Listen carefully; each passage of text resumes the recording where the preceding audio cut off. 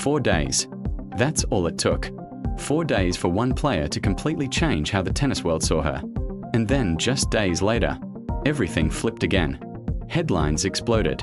People called it a reality check. Some called it proof the hype was over. But they missed the point completely. Because what happened this week wasn't a collapse. It wasn't failure. And it definitely wasn't a step backward. It was something far more interesting. To understand why, you have to rewind.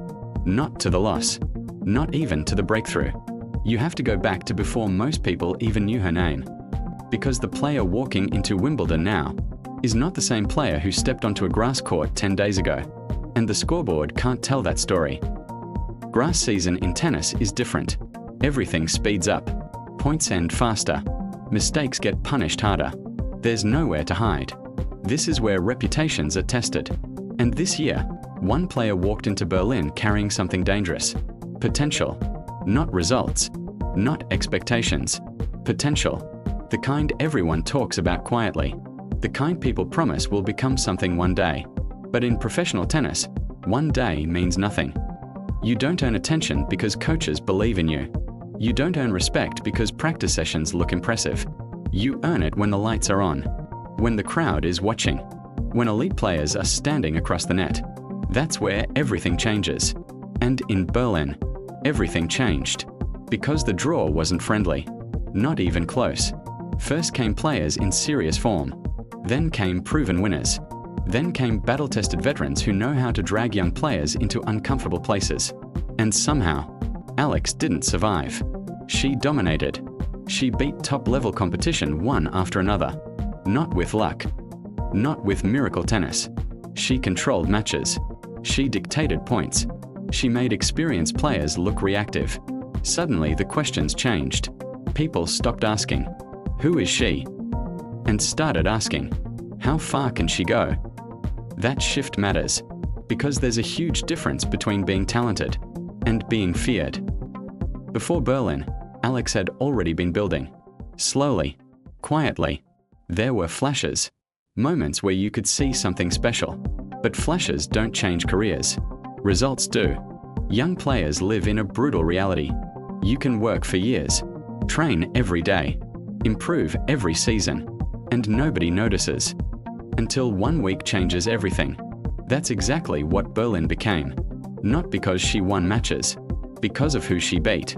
Because suddenly the tennis world couldn't ignore her anymore. But success creates a problem nobody talks about. Winning sounds glamorous. It isn't. Winning means staying longer, traveling more, doing interviews, managing attention, recovering less, sleeping less, living inside a spotlight that didn't exist a week earlier. And during grass season, that cost becomes even heavier. Grass isn't forgiving. Every movement matters. Every reaction must be sharp. Your legs don't just get tired. Your timing disappears. Your explosiveness fades. And usually, you don't notice until it's already happening.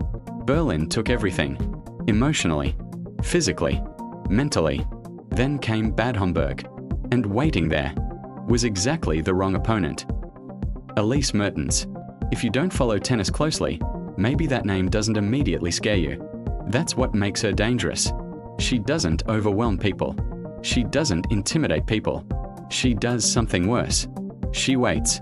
Mertens has spent years mastering something most players never fully learn. She turns tiny weaknesses into outcomes. 1% slower. She notices. 1% less precise? She notices. 1% more tired? She definitely notices. She doesn't rush. She absorbs. She redirects. She stretches rallies. Makes players hit one extra ball. Then another. Then another. Until they start forcing. Until frustration shows. Until they start losing points they normally win. That's where she lives. And that created a fascinating matchup. Because Alex thrives on pressure. Early ball striking. Aggression. Fast tempo. Taking control. But against someone like Mertens, control becomes difficult. Every rally turns into a trap. And from the opening games, something looked different. Not bad. Just slightly off. The serve still had pace. The forehand still flashed. The weapons were still there. But the sharpness wasn't identical. And against experienced players, identical matters. Mertens saw it instantly. Veterans always do. She started extending points, changing angles, disrupting rhythm, making Alex hesitate, making her work. And little by little, the match tilted. Not because Alex stopped competing, not because she folded, because she was being asked to play with a battery that wasn't fully charged, against someone who specializes in draining what's left. That's a brutal combination. And eventually, the match ended. Loss. First round exit. Simple headline. Complicated story. Because here's what everyone forgot. 6 weeks ago, Alex losing early wouldn't have been news. Nobody would have made videos. Nobody would have debated what it meant. Nobody would have analyzed every point. Because attention follows expectations. Now, everyone noticed. Everyone cared. Everyone had opinions.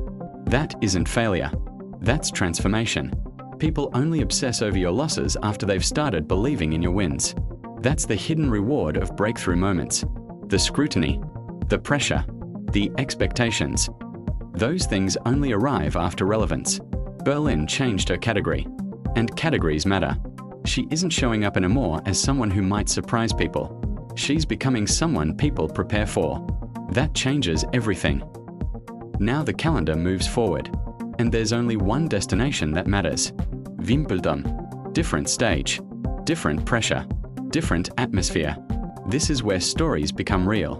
And Alex arrives there differently.